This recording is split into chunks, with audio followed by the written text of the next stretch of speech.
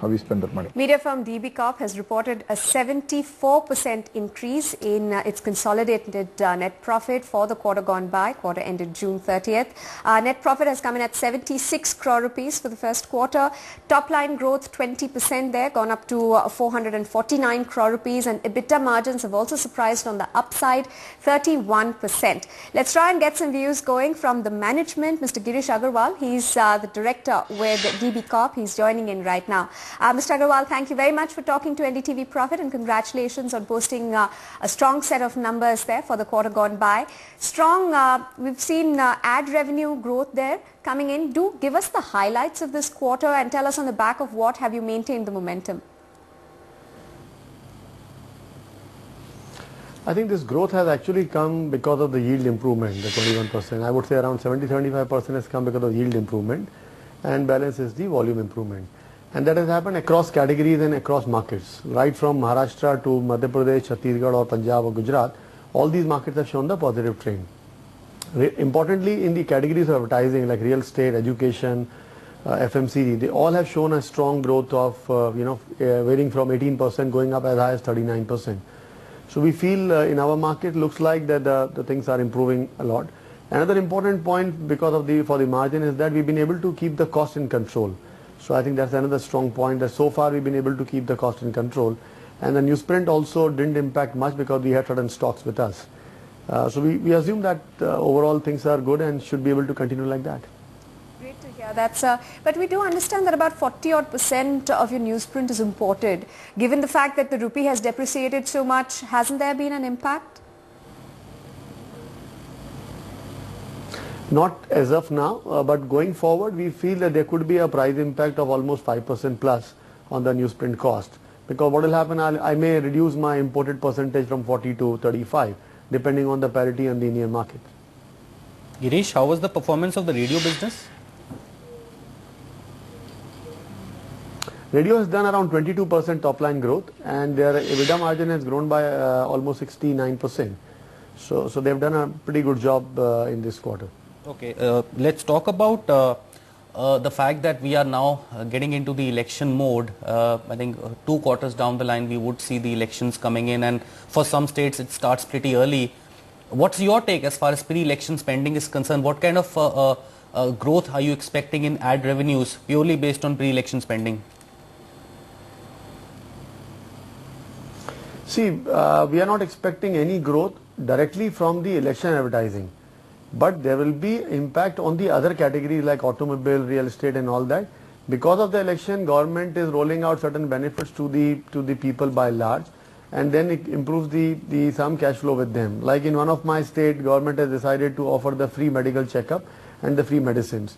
So certainly a person who saves from this particular expense of his monthly budget spend the money onto something else. So that category gets the improvement. So there will be an impact. There has been an impact, and there will be impact going forward also in the other categories of the advertising because of the election benefits out in the market. Mr. Agarwal, while we are talking about ad revenues, I wanted to know for the quarter gone by, from what segments or accounts have you seen a significant growth as far as ad revenues go? Real estate, education, automobile, FMCG, classified. The growth has been from all the segments. And as far as your radio business goes, you did talk about it briefly earlier. How much can you quantify for us how much the ad revenues have gone up in the radio business in the quarter?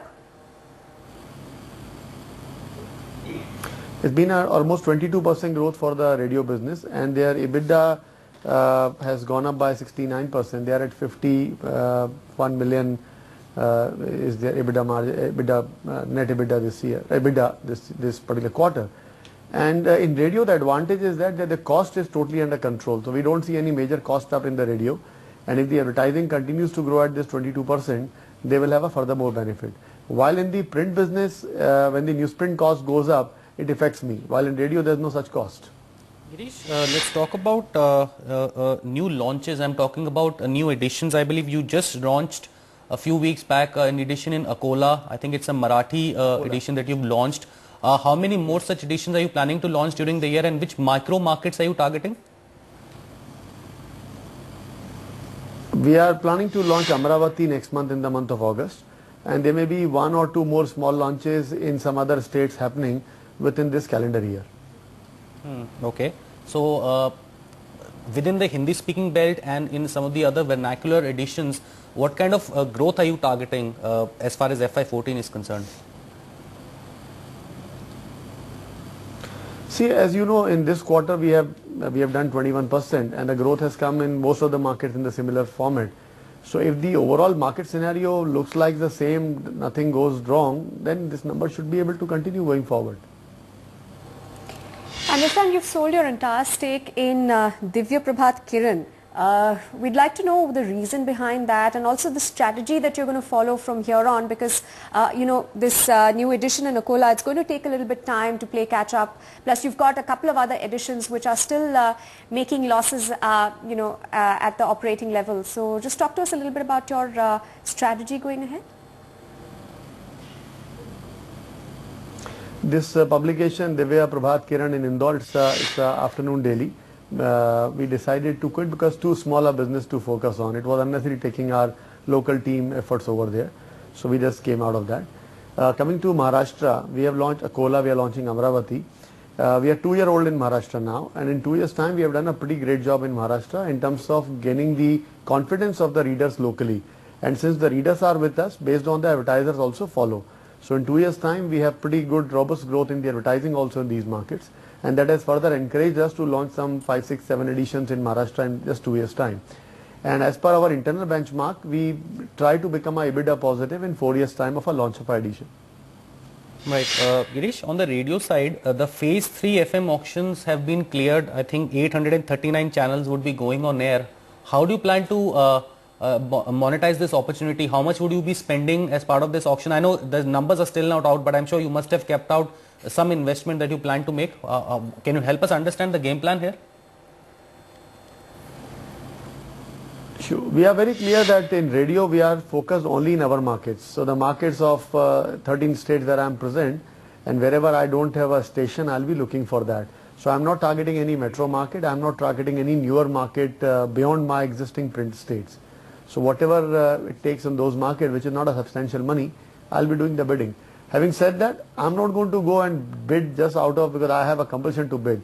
I will bid if I find it reasonable and up to a particular mark where I can make it viable. Okay, fair enough, Girish. Thank you so much. All the very best. Let's